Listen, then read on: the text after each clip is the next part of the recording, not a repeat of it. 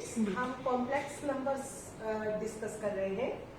हमने देखा कि कॉम्प्लेक्स नंबर जेड को जेड से रिप्रेजेंट करते हैं और ये एक्स प्लस आयोटा वाई से इसको लिख रहे हैं, या हमने ए प्लस आयोटा बी इस फॉर्म में भी लिखा है, जहां ए और बी रियल नंबर्स हैं और आयोटा स्क्वायर रूट ऑफ -1 है।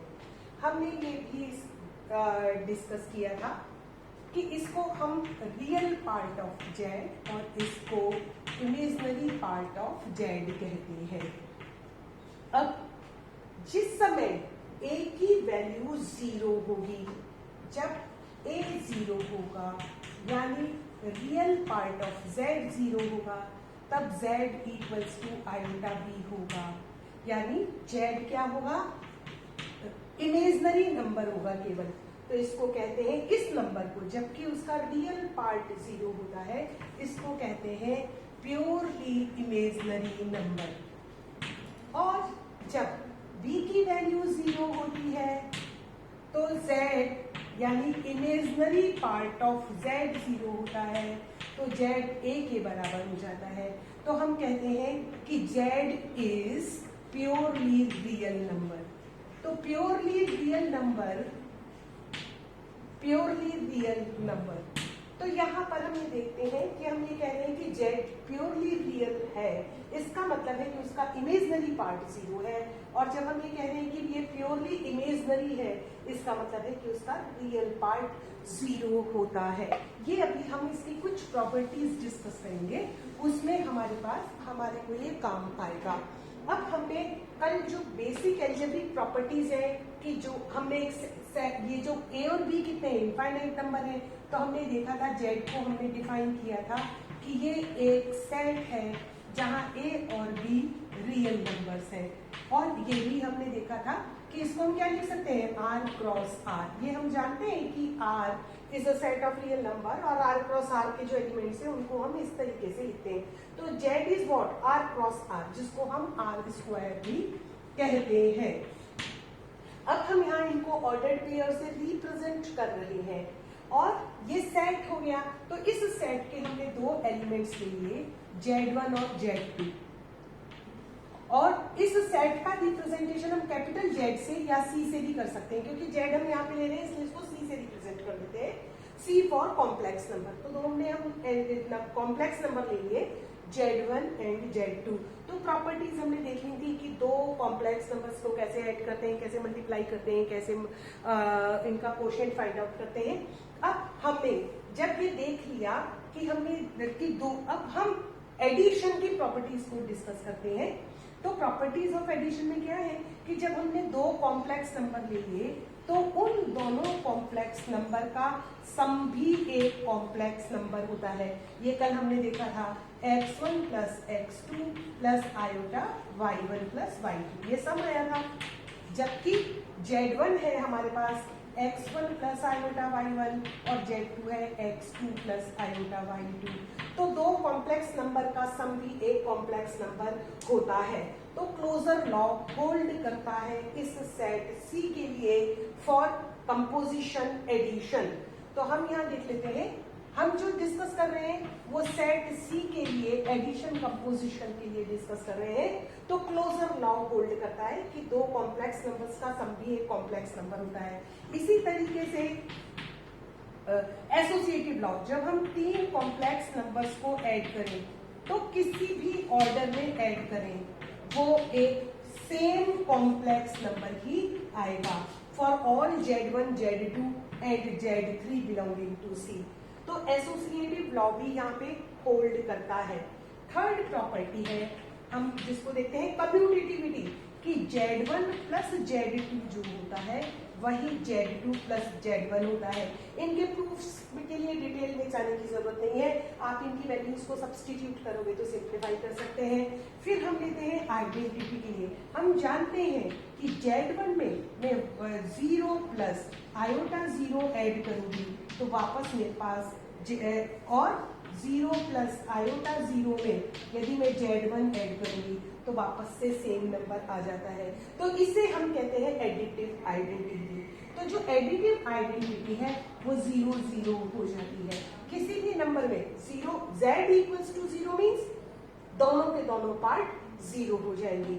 और हम z1 में यदि माइनस ऑफ z1 जोड़ दें तो हमारे पास क्या जाएगा 0 प्लस आयोटा 0, या माइनस ऑफ z1 में मैं z1 जोड़ दूं। ये हम पहले डिस्कस कर चुके हैं, क्योंकि हम क्या ले रहे हैं z को a प्लस आयोटा भी ले रहे हैं, तो माइनस ऑफ z क्या हो जाएगा minus of a minus of b। और इसी तरीके से यहाँ पर ये हमने इसको ले लिया है, तो हम यहाँ ये देखते हैं कि ये इनवर्स को, इसको z1 को हम z1 का additive inverse minus of z1 होता है। इसी तरीके से हम प्रॉपर्टीज डिस्कस करते हैं। इसके लिए यहाँ हम a और b कोई से भी रियल नंबर है, यहाँ हमने z1 z2 के लिए a और b की value x1 y1 x2 y2 ले ली थी। अब हम इसी तरीके से मल्टीप्लिकेशन के लिए देखते हैं कि set of complex number with multiplication as a composition. तो हमें पता है कि यदि हम दो कॉम्प्लेक्स नंबर ले लें, बल्कि हम एक साथ ही 3 कॉम्प्लेक्स नंबर ले लेते हैं, तो z1 इंटू z2 ये भी जब हम इनको मल्टीप्लाई करते हैं a1 z, इनको हम ले लें a b नंबर ले रहे हैं, इसलिए यहाँ पे x1 y1 x2 y2 x3 y3 हम ये तीनों नंबर ले लेते हैं, तो z1 इंटू z2 हमारे पास आ जाता है x1 y1 into x2 y2। कल हमने करके देखा था कि ये हमारे पास आ जाता है x1 x2 plus y1 y2 और x2 y1 plus x1 y2। तो ये भी एक कॉम्प्लेक्स नंबर हमारे पास आ जाता है।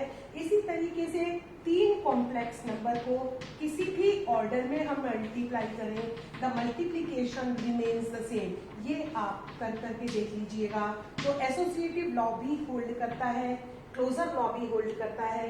तीसरा है कम्यूटेटिविटी, z1 को z2 से मल्टीप्लाई कर दें या z2 को z1 से मल्टीप्लाई कर दें, the product remains the same. तो मल्टीप्लिकेशन कम्यूटेटिव भी होता है। और फिर हम ये देखते हैं मल्टीप्लिकेटिव आइडेंटिटी, यदि हम z1 को 1 0 से या यूं कहें कि 1 प्लस 0 आयोटा से मल्टीप्लाई करें तो हमारे पास वापस से z1 आ जाता है। आप प्रूफ करके देखिएगा, जिस तरीके से हमने कल किया था तो आपको पता लग जाएगा। तो ये हमारे पास मल्टीप्लिकेटिव आइडेंटिटी होती है।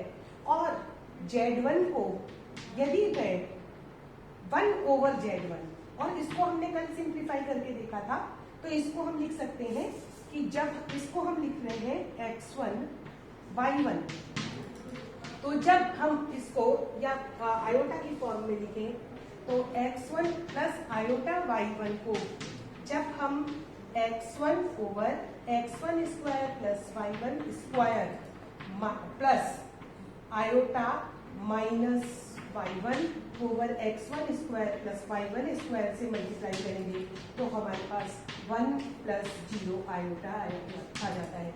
इसका मतलब है इस नंबर का z1 का इनवर्स ये होता है। हमने कुछ नहीं किया है, यहाँ पर हमने सिर्फ इसको 1 over x1 plus iota y1 से मल्टीप्लाई किया है। तो इसको हमें पता है कैंसिल हो रहा है तो नंबर 1 आ रहा है, पर इमेजिनरी नंबर्स की प्रॉपर्टी होती है कि इसके कंजुगेट से मल्टीप्लाई करके सिंप्लीफाई कर देते तो वो। और इसी तरीके से हम डिस्ट्रीब्यूटिव लॉज को भी डिस्कस कर सकते हैं कि इस सेट ऑफ कॉम्प्लेक्स नंबर के हम 3 नंबर्स ले लें, z1 z2 एंड z3। ये 3 हमने एलिमेंट्स ले लिए और ये z1 z2 z3 किस फॉर्म के हैं, इस फॉर्म के हैं। तो एडिशन भी डिस्ट्रीब्यूटिव होता है, मल्टीप्लिकेशन डिस्ट्रीब्यूटिव होता है एडिशन पर, और हम इसको z2 z1 plus z2 z3 ले लें तो ये हो जाएगा z1 z3 प्लस z2। तो डिस्ट्रीब्यूटिव लॉज भी होल्ड करते हैं सेट ऑफ कॉम्प्लेक्स नंबर के। तो हम ये कह सकते हैं इन ब्रीफ कि set of complex number is a commutative group for addition and multiplication if C is the set of complex numbers. अब हम इसकी कुछ प्रॉपर्टीज को डिस्कस करते हैं। हमने ये देखा था कि जो जेड है उसका माइनस जेड तो ये हो जाता है, यानी कि इसमें रियल पार्ट भी नेगेटिव हो जाता है और इमेजनरी पार्ट भी, minus of A plus iota minus of B. But difference होता है कंजुगेट के अंदर। तो जेड का माइनस जेड में तो ये हो जाता है, पर जेड का जेड बार हो जाता है ए माइनस आयोटा बी। यानी कि हमें क्या करना होता है कि जो इमेजनरी पार्ट होता है उसका साइन चेंज कर देना है। और यदि हम जेड बार का बार निकालें तो क्या हो जाएगा, हमें इसका साइन चेंज करना है, तो माइनस ऑफ माइनस तो क्या हो जाएगा प्लस आयोटा बी। तो हम यहाँ पे ये देखते हैं कि z इक्वल्स टू जेड बार का बार हो जाता है, इसे हम कंजुगेट कहते हैं। तो कंजुगेट के अंदर और नेगेटिव जो कॉम्प्लेक्स नंबर है उन दोनों में डिफरेंस होता है। तो नेगेटिव जेड का मतलब तो ये है कि दोनों real as well as imaginary part negative होगा, जबकि कंजुगेट के अंदर केवल इमेजनरी पार्ट का हम साइन चेंज कर देते हैं। यदि एडिशन है तो सब्ट्रैक्शन का साइन आ जाता है, और यदि नेगेटिव साइन है तो उसका पॉजिटिव साइन हो जाता है कंजुगेट के लिए। अब हम कुछ प्रॉपर्टीज कंजुगेट के डिस्कस करने के पहले ये और डिस्कस कर लें, क्योंकि हम ये देख रहे हैं कि जेड को हम ऑर्डर्ड पेयर के रूप में रिप्रेजेंट कर रहे हैं, और हम कोऑर्डिनेट से जानते हैं कि इसको जब हम प्लेन में रिप्रेजेंट करते हैं तो एक्स एक्सिस और वाई एक्सिस से करते हैं। पर हमने कल डिस्कस किया था कि ये जो इसको हम रियल एक्सिस कहते हैं और इसको इमेजनरी एक्सिस कहते हैं। और फर्स्ट ये जो एक्सिस है इसको यहाँ रिप्रेजेंट करते हैं और बी को हम वाई एक्सिस पर इमेजनरी एक्सिस पर रिप्रेजेंट करते हैं। अब ये पॉइंट कोई ए बी है। अब इस पॉइंट पी को हमने पोल ओरिजिन से मिला दिया, और ओरिजिन से मिलाया और परपेंडिकुलर ड्रॉप कर दिया।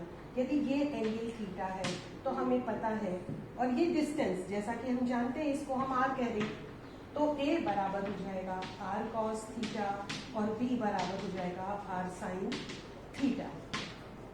तो यहाँ हम ये देखते हैं कि Z को हम लिख सकते हैं R cos theta plus iota R sine theta, polar form में रिप्रेजेंटेशन इसका, और इसमें से आर हम कॉमन ले लें तो ये हो जाएगा cos theta plus iota sine theta. और हम ये भी जानते हैं कि इसको हम लिख लेते हैं आर ई आयोटा थीटा। यहाँ आप ये पूछ सकते हैं कि हम इसको, ये हमें याद रहेगा, इसकी प्रॉपर्टीज को भी हम डिस्कस करते हैं। यहाँ इसको लिखिए A B is R real number and iota is square root of -1। ये कॉम्प्लेक्स नंबर का रिप्रेजेंटेशन होता है। तो हमने देखा पोलर फॉर्म में इसका रिप्रेजेंटेशन आर ई आयोटा थीटा हो गया, जहां ए बराबर है आर कॉस थीटा और बी बराबर है आर साइन थीटा। अब यहाँ हम स्क्वायर करके ऐड कर दें तो हमारे पास आ जाता है a square plus B square equals to are square. इसका मतलब है आर की वैल्यू होती है square root of A square plus B square, plus minus पर negative sign shows the opposite direction of the r. तो ये आर की वैल्यू ये हो जाती है, और जब हम इसको डिवाइड कर देते हैं तो हमारे पास टेन थीटा आ जाता है बी ओवर ए, या यूं कह दें कि थीटा बराबर आ जाता है टेन इनवर्स बी ओवर ए। यहाँ पर ये आर इसका एम्पलीट्यूड होता है और ये इसका ये मैग्नीट्यूड होता है इस कॉम्प्लेक्स नंबर का, और ये एम्पलीट्यूड या आर्ग्यूमेंट ऑफ जेड कहलाता है। यहाँ हम ये बात और भी देखते हैं, आप ये हम हमेशा याद रखेंगे कि यहाँ आर क्या है थीटा क्या है। तो यहाँ लिख लेते हैं इस पे लिखने की जगह कि आर होता है square root of A square plus B square, या आर स्क्वायर बराबर ये होता है, और टेन थीटा बराबर बी ओवर ए होता है। अब यहाँ से इसको भी आप इजीली डिराइव कर सकते हो मीन वैल्यू थ्योरम से, टेलर्स थ्योरम की मीन वैल्यूज थ्योरम में टेलर्स थ्योरम से हमने एक्सपेंड किया हुआ है। ये एक्सपेंशन हम जानते हैं, it is 1 + x + x² over factorial 2 + 1 so forth. x को रिप्लेस कर दें आयोटा थीटा से, e iota theta equals to 1 plus iota theta plus iota theta का whole square over factorial 2 plus iota theta whole cube over factorial 3 so and so forth. अब इसमें real और imaginary part को अलग कर ले। 1 plus iota square is what, minus sine, तो 1 minus theta square over factorial 2 plus next में iota to the power 4 हो जाएगा, theta to the power factorial 4 so and so forth, plus iota common ले लें, theta minus theta cube over factorial 3 so and so forth. ये हम जानते हैं Taylor expansion से कि this is cos theta and this is sine theta, तो ये हम यहाँ पे इजीली डिराइव भी कर सकते हैं, कोई दिक्कत नहीं है कि हमने क्यों cos theta plus iota sine theta को ई आयोटा थीटा रख दिया। इस तरीके से हम इसको रख सकते हैं। तो यहाँ हमने देखा कि इसको पोलर फॉर्म का रिप्रेजेंटेशन आर ई आयोटा थीटा या r cos theta plus iota sine theta हो जाता है।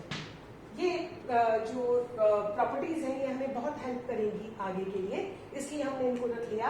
अब हमने देखा था कि जेड यदि ए प्लस आयोटा बी है तो जेड बार बराबर ए माइनस आयोटा बी होता है। अब जैसे ही हम यहाँ नेगेटिव साइन ले आते हैं, क्योंकि क्या होता है इमेजनरी पार्ट इमेजनरी हो जाता है और ये माइनस साइन हमें क्या हो जाता है, इसको हम कैसे एडजस्ट कर सकते हैं, इस वाली फॉर्म को हम देखते हैं।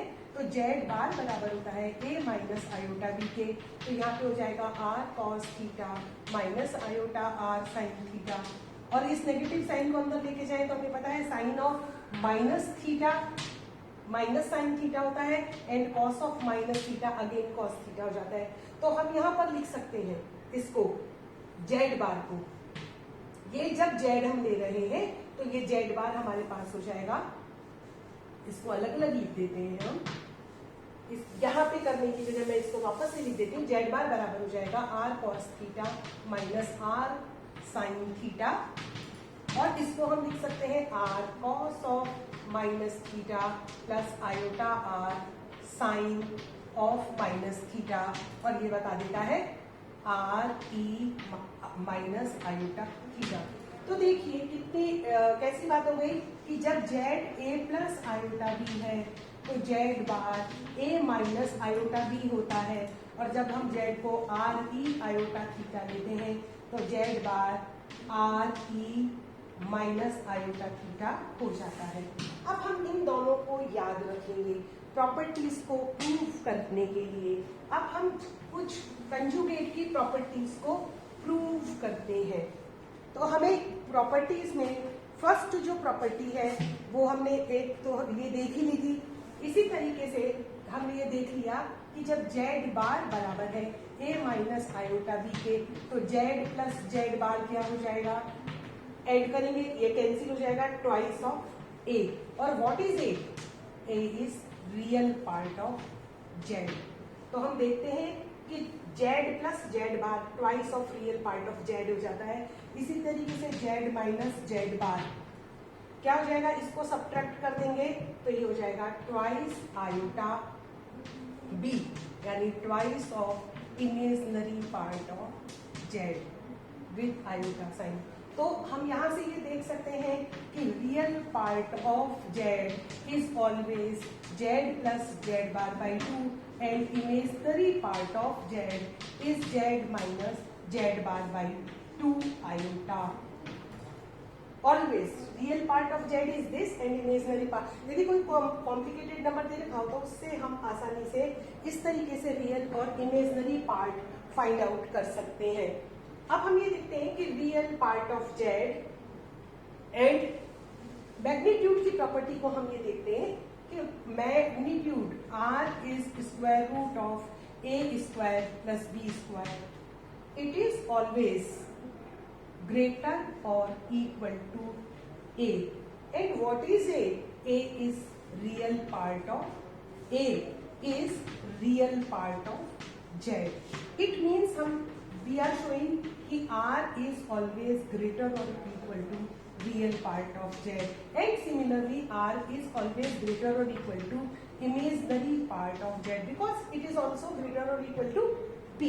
तो यहाँ पर ये भी रिजल्ट है जो हमें याद रखना है, और इसको r को हम शो करते हैं मॉड्यूलस ऑफ जेड से। तो हम यहाँ पे कह सकते हैं, अब इसको लिख दें, आर को हम इस तरीके से रिप्रेजेंट करते हैं सिंबल्स में। तो mod of z is square root of A square plus B square and it is always greater और equal to, mod of z is always greater और equal to real part of z. Equality sign कब exist करता है? जबकि imaginary part 0 हो जाए या real part 0 हो जाए। तो यहाँ पर ये भी हमें कुछ रिजल्ट्स है जो हमें याद रखने हैं। अब हम कंजुगेट के रिजल्ट्स को प्रूव कर लेते हैं। उसमें सम प्रोडक्ट ऑफ कंजुगेट, अब हम जेड को जेड बार से मल्टीप्लाई करेंगे। तो जेड और जेड बार को मल्टीप्लाई करेंगे तो हम क्या कर दिया, ए प्लस आयोटा बी को ए माइनस आयोटा बी से मल्टीप्लाई कर दिया। तो ये क्या आ जाएगा, ए स्क्वायर प्लस बी स्क्वायर, क्योंकि आयोटा स्क्वायर, और ये किसके बराबर है, आर स्क्वायर के बराबर है। तो यहाँ हमने प्रूफ कर दिया Z Z bar equals to are square बराबर मॉड ऑफ जेड का स्क्वायर। और ये क्या है, आर क्या है, it is a purely real number because R is what, R is square of A square plus B square and what are AB are real numbers, therefore R is always a purely real number. तो Z bar is always a real number and it is equals to modulo of Z का square. तो Z bar is always a real number. अब हमें proof करना है second result. अब आसानी से बाकी के सारे रिजल्ट्स हम इनके कंजुगेट के प्रूफ कर सकते हैं। For example Z bar to the power n equals to Zn to the bar। ये भी आसानी से प्रूफ किया जा सकता है, बहुत आसानी से प्रूफ किया जा सकता है। Z बार का मतलब क्या हुआ, Z का मतलब हुआ R E minus iota theta to the power n, क्या हो जाएगा r to the power n e to the power minus n theta, and Zn क्या हो जाएगा। अब हम इस साइड को प्रूफ करें तो ये हो जाएगा R E iota theta to the power n का बार, यानी R N E iota theta n का बार, यानी R N E to the power minus iota theta n। ये दोनों साइड बराबर आ गए। तो हमने ये प्रूफ कर दिया z bar to the power n equals to Zn to the power bar. इसी तरीके से हम कंजुगेट्स के बाकी के सारे रिजल्ट्स आसानी से प्रूफ कर सकते हैं। इन सभी रिजल्ट्स की हमें आगे जरूरत पड़ने वाली है। अब हम बाकी की प्रॉपर्टीज को कल डिस्कस करेंगे।